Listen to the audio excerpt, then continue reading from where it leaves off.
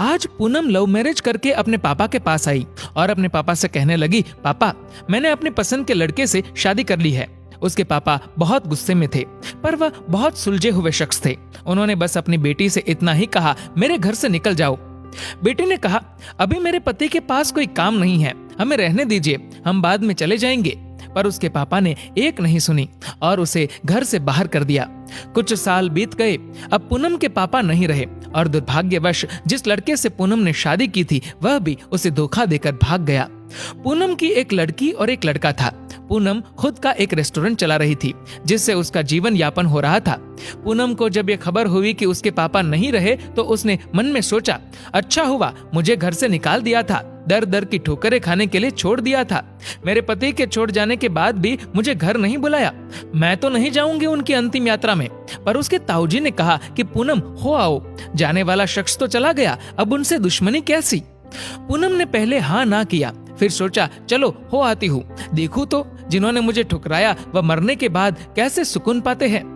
पूनम जब अपने पापा के घर आई तो सब उनकी अंतिम यात्रा की तैयारी कर रहे थे, पर पूनम को उनके मरने का कोई दुख नहीं था, बस वह अपने ताऊजी के कहने पर आई थी। अब पूनम के पापा की अंतिम यात्रा शुरू हुई। सब रो रहे थे पर पूनम दूर खड़ी हुई थी। जैसे तैसे सब कार्यक्रम निपट गए। आज पूनम के पापा की 13वीं थी। उसके ताऊजी आए और पूनम के हाथों में एक खत देते हुए उन्होंने पूनम से कहा, ये तुम्हारे पापा ने तुम्हें दिया है, हो सके तो इसे एक बार जरूर पढ़ लेना। रात हो चुकी थी और सारे मेहमान जा चुके थे। पूनम ने वह खत निकाला और पढ़ने लगी। उस खत में सबसे पहले लिखा था, मेरी प्यारी गुड़िया, मुझे मालूम है कि तुम मुझसे नाराज हो, पर अपने पापा को माफ कर देना। मैं जानता हूँ तुम्हें मैंने घर से निकाल दिया था, तुम्हारे पास रहने की जगह नहीं थी, तुम दर दर की ठोकरें खा रही थी, पर मैं भी उदास था। तुम्हें कैसे बताऊं? याद है तुम्हें जब तुम 5 साल की थी तब तुम्हारी माँ हमें छोड़कर चली गई थी, तब तुम कितना रोती थी, मेरे बिना सोती नहीं थी, रातों को उठकर रोती थी, तब मैं भी सारी रात तुम्हारे साथ जागता था। तुम जब स्कूल जाने से डरती थी तब मैं भी सारा वक्त तुम्हारे स्कूल की खिड़की पर खड़ा होता था और जैसे ही तुम स्कूल से बाहर आती थी तुम्हें सीने से लगा लेता था। वह कच्चा पक्का खाना याद है जो तुम्हें पसंद नहीं आता था, मैं उसे फेंक कर फिर से तुम्हारे लिए खाना बनाता था ताकि तुम भूखी ना रहो।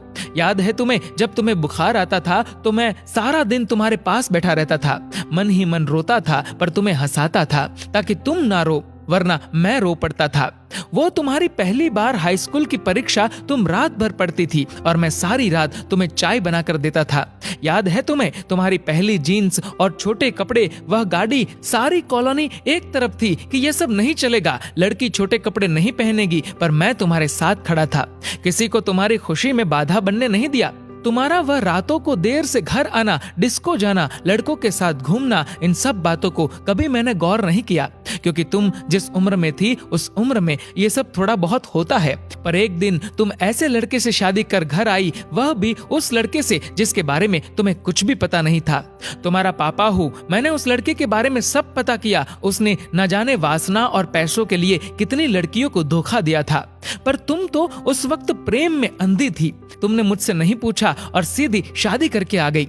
मेरे कितने अरमान थे कि तुम्हें डोली में बिठाऊं, चांद सितारों की तरह तुम्हें सजाऊं, ऐसी धूमधाम से शादी करूं कि लोग बोल पड़े कि वह देखो शर्मा जी जिन्होंने अपनी बच्ची को इतने नाजों से अकेले पाला है।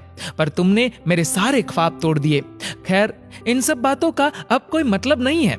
मैंने तो तुम्हारे लिए खत इसलिए छोड़ा कि तुमसे कुछ बात कह सकूं। मेरी गुड़िया, अलमारी में तुम्हारी माँ के गहने और मैंने जो तुम्हारी शादी के लिए गहने खरीदे थे वह सब रखे हैं। 3-4 घर और कुछ जमीनें हैं। मैंने सब तुम्हारे और तुम्हारे बच्चों के नाम कर दिया है।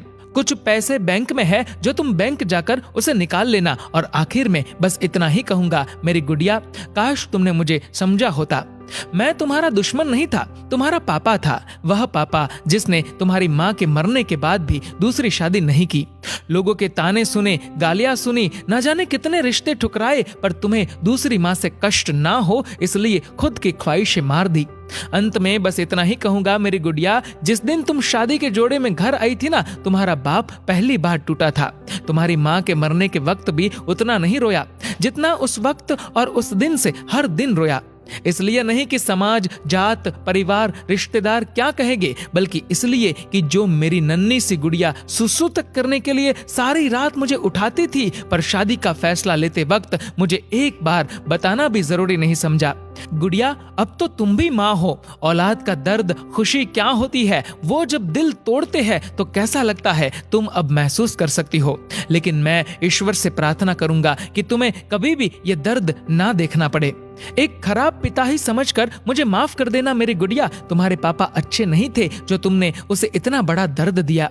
खत यहीं समाप्त करता हूँ, हो सके तो मुझे माफ कर देना। और खत के साथ एक ड्राइंग लगी हुई थी जो खुद कभी पूनम ने बचपन में बनाई थी, और उसमें लिखा था, आई लव यू मेरे पापा।